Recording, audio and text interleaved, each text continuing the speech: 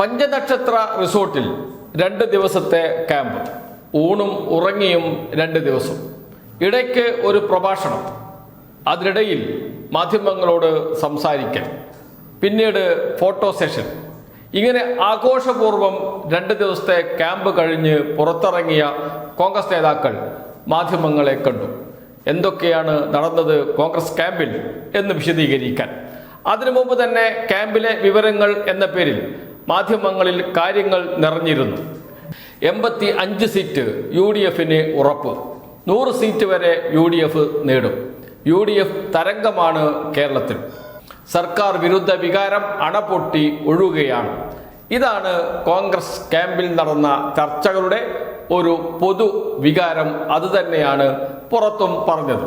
അതിനിടയിലാണ് ഒരു മാധ്യമപ്രവർത്തകൻ കുസൃതി ചോദ്യം ചോദിച്ചത്.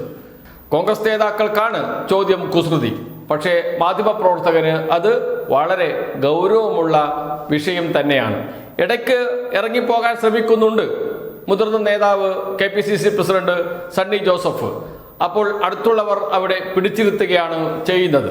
എല്ലാ ചോദ്യങ്ങൾക്കും മറുപടി പറഞ്ഞ് പോകൂ എന്ന നിലപാട് അത് ഒന്നുകൂടി ഉറപ്പിക്കാനാണ് KPCC പ്രസിഡന്റിനെ കസേരയിൽ വീണ്ടും പിടിച്ചിരുത്തുന്നത്.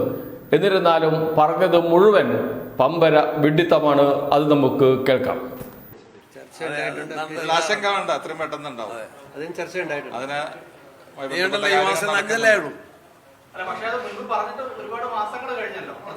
അല്ല, അതിനെ സ്ഥലം കണ്ടെത്തണം, അതിന് സ്ഥലം കണ്ടെത്തണം. ചെറിയ താമസ കാര്യത്തിൽ വന്നു. ഇപ്പൊ അത് വളരെ ശക്തമായിട്ട് തന്നെ മുന്നോട്ട് കൊണ്ടുപോകുന്നുണ്ട്.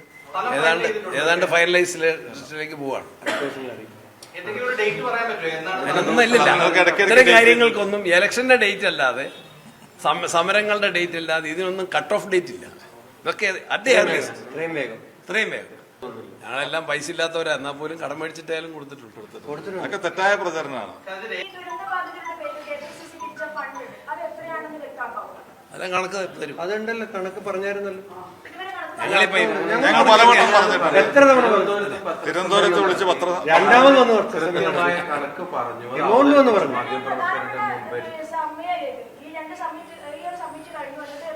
അല്ല,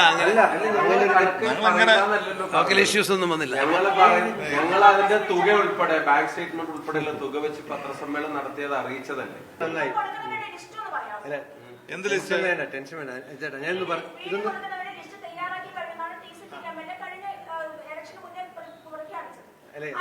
അതിലൊന്നും ഒരു ആശങ്ക വേണ്ട. ഞാൻ പറഞ്ഞല്ലോ, അതിലൊന്നും ഒരു ആശങ്ക വേണ്ട. അതിനകത്ത് ഭൂമി എടുക്കും, അവിടെ വീട് വെച്ച് കൊടുക്കും. ആർക്കെ കൊടുക്കണമെന്ന് തീരുമാനിക്കാനുള്ള സംവിധാനമുണ്ട്.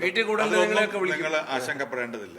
വിഡ്ഢിത്തം എന്ന് പറഞ്ഞാൽ പോരാ, അത് വയനാട്ടിലെ ദുരിതബാധിതരെ അവഹേളിക്കുന്നതിന് തുല്യമാണ്. സമരങ്ങൾക്ക് തീയതിയുണ്ട്, ജാതിക്ക് തീയതിയുണ്ട്, എല്ലാറ്റിനും തീയതിയുണ്ട്. പക്ഷേ വയനാട്ടിലെ ദുരന്തബാധിതർക്ക് വാഗ്ദാനം ചെയ്ത വീട് നിർമ്മിച്ചു കൊടുക്കുന്നതിന് തീയതിയില്ല. ഇതാണ് പറഞ്ഞത് KPCC പ്രസിഡന്റ്.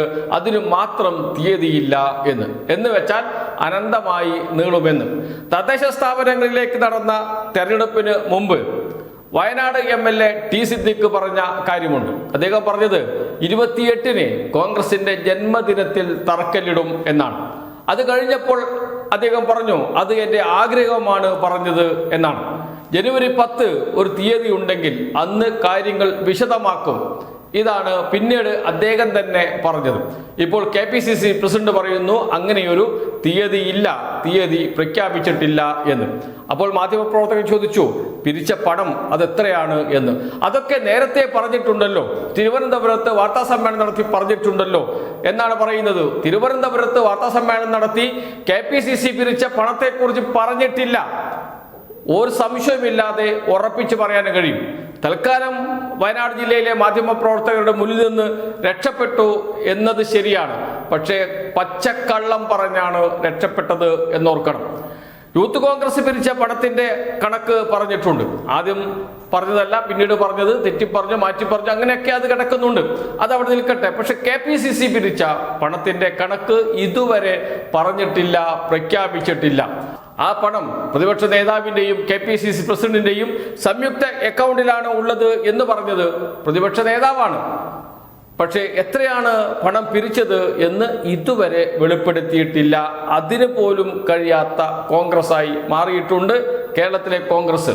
100 വീട് വെച്ചു കൊടുക്കാൻ കഴിയാത്ത കോൺഗ്രസിന് എങ്ങനെ 100 സീറ്റ് നേടാൻ കഴിയും എന്ന ചോദ്യം ഇപ്പോൾ തന്നെ കേരളത്തിൽ ഉയർന്നു കഴിഞ്ഞു.